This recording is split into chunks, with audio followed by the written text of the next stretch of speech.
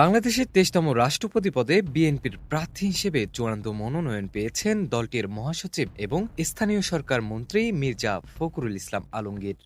সংসদের সংখ্যাগরিষ্ঠতার সুবাদে তার রাষ্ট্রপতি হওয়া এখন সময়ের ব্যাপার মাত্র।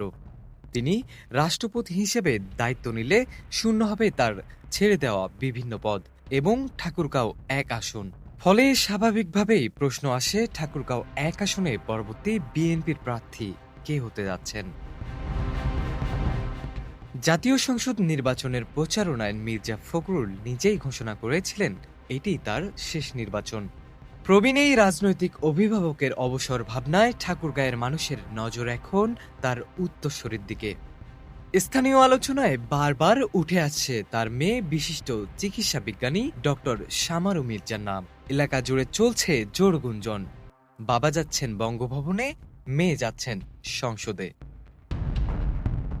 তবে গুরুত্বপূর্ণ বিষয় হলো বিএনপি এখন পর্যন্ত ঠাকুরগাঁও ১ আসনের প্রার্থী হিসেবে আনুষ্ঠানিকভাবে কাউকে ঘোষণা করেনি।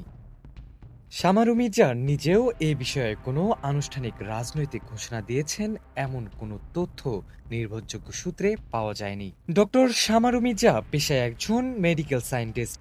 তিনি অস্ট্রেলিয়ান ন্যাশনাল ইউনিভার্সিটি থেকে পিএইচডি করেছেন এবং অস্ট্রেলিয়ার থেরাপিউটিক গুডস অ্যাডমিনিস্ট্রেশনের সিনিয়র সায়েন্টিস্ট হিসেবে কাজ করছেন।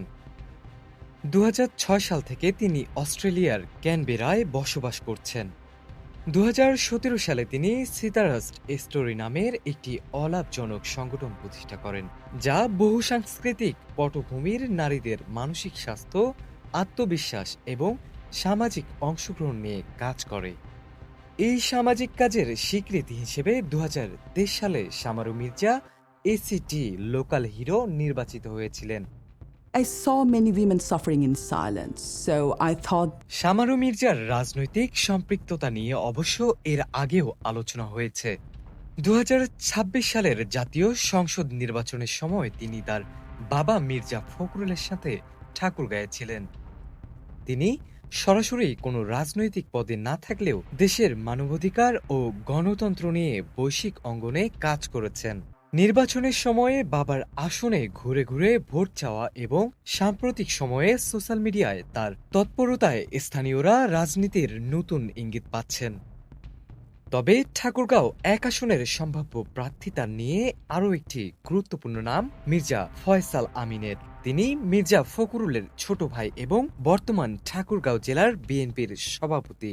ফলে মির্জা ফখরুল ইসলাম আলমগীর রাষ্ট্রপতি হলে আসনটি ঘিরে দলের ভিতরে সম্ভাব্য প্রার্থী নিয়ে নতুন হিসাব নিকাশ শুরু হওয়াটাই স্বাভাবিক। রাষ্ট্রপতি প্রার্থী চূড়ান্ত হবার পর ঠাকুরগাঁও ১ আসনের ভবিষ্যৎ নিয়ে নতুন করে আলোচনা সৃষ্টি হয়েছে। শামারু মির্জা কি রাজনীতিতে সরাসরি আসবেন, নাকি দীর্ঘদিন মাঠে থাকা দলীয় নেতাদের মধ্যে থেকেই কাউকে বেছে নেবে বিএনপি, সেটি এখন দেখবার বিষয়। মুশফিকুর রহমান, মানবকণ্ঠ ডেস্ক।